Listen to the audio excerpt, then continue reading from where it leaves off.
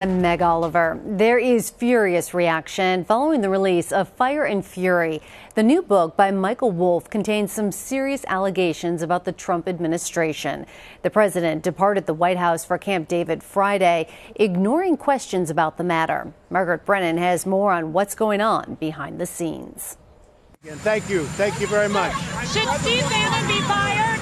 On his way to a working weekend at Camp David, President Trump ignored questions about his former chief strategist, Steve Bannon, who was quoted making damaging remarks about Mr. Trump in a book out today.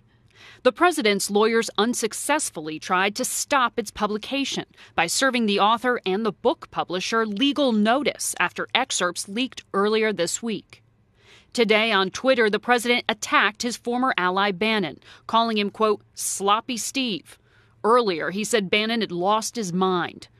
Bannon praised the president on his radio show Wednesday night. The president of the United States is a great man. You know, I support him day in and day out. Prompting this response. I don't know. He called me a great man last night. So, he obviously changed his tune pretty quick. The damage may already be done. In the book, Bannon alleges that the president's son-in-law and White House advisor Jared Kushner is involved in financial crimes and that Donald Trump Jr. was treasonous for having met at Trump Tower with Russians offering damaging information about Hillary Clinton. White House Press Secretary Sarah Sanders downplayed the president's relationship with Bannon.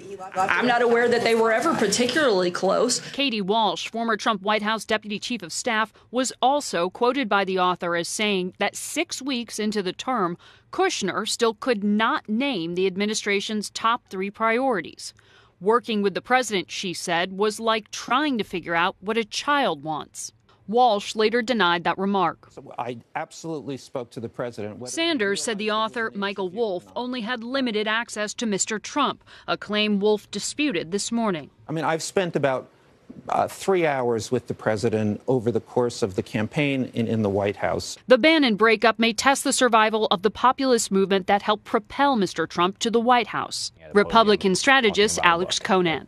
He doesn't need those sorts of civil wars within his own supporters. He needs them to be focusing on the opposition. In a tweet today, the president called the book phony, said it was full of lies, and implied that Wolff has made a career out of inventing stories. Meg? Margaret, you said in your piece that the rift between President Trump and his former White House chief strategist Steve Bannon could split his base. How is the fallout from the book expected to impact the president's support? Well, that's one of the favorite games right now in Washington, is to try to project and to predict what it could mean politically. Now, today we saw President Trump get on that helicopter, head out to Camp David, where he is meeting with a number of the Republican senators that he used to sort of deride and call the establishment, the same one he said he was coming here to Washington to shake up. But Republicans on Capitol Hill are happy to see this divide. The president is actually meeting with Mitch McConnell over the weekend, someone who he's had spats with in the past and someone who really represents the antithesis of Steve Bannon. McConnell and Bannon were at odds with each other, and Mitch McConnell even the other day tweeted his staffers, I should say, tweeted out a photo of him smiling broadly after Steve Bannon was hit so hard with that sharp response from President Trump. So at a minimum right now, some Republican strategists are saying this could be a win for the establishment and perhaps help President Trump grow closer to many of those he's been alienated from and get his legislation ahead. What it could mean for the elections that are coming up in November is something different. It's not clear. The president says that his base has nothing to do with Steve Bannon, but you're already seeing on social media and elsewhere in the conservative blogosphere some conversation about whether you are a Steve Bannon follower or a President Trump follower, and just who's going to lead that sort of protectionist nationalist movement that they rode into this White House on is a wait and see. Let's shift gears a little bit. You reported earlier that the Trump administration had asked for about $18 billion to build his wall along the southwest border with Mexico. Does he expect Congress to approve that request, or will it complicate the administration's goal of immigration reform?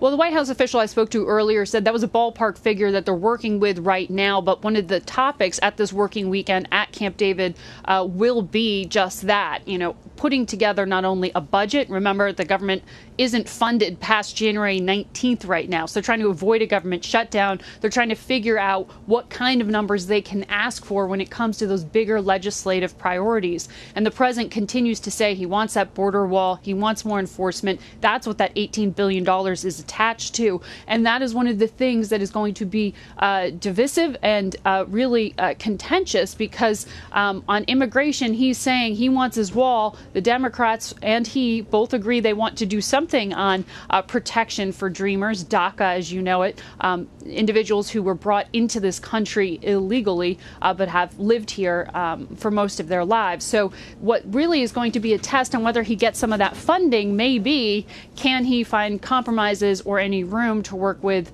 the Democrats? Can he also work with Republicans that he's away with this weekend to find ways to pay for all of this? Because remember, those tax cuts, that big political win the president had before the end of the year, is still something you have to figure out how to pay for, which is why some, like Speaker Paul Ryan, has said, I want to talk about entitlements, maybe welfare reform, some cuts to offset the spending.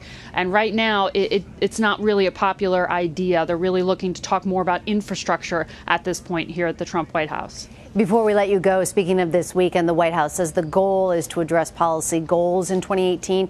Do we know what else they plan to discuss at Camp David? Well, they have some immediate deadlines that they have to face. That January 19th potential government shutdown is a flashing light that demands immediate attention. They've got to talk about that. That means coming up with more budget, projections and spending and how they're going to accomplish all of this financially.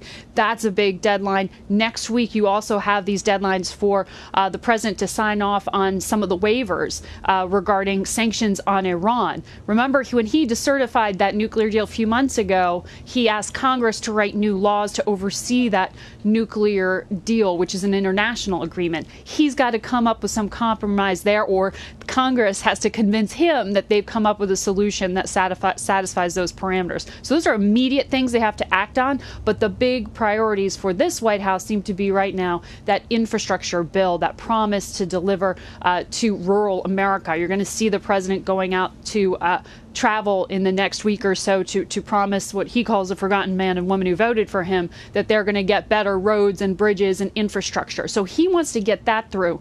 But there are a number of immediate demands that require the president to make some compromises. And of course, that big question is immigration. And that's what they are holding out as an incentive for potential bipartisan agreement, potentially working with Democrats to come to some kind of compromise on that. We'll see if they can get there. Big question indeed. Margaret Brennan at the White House for us. Thank you.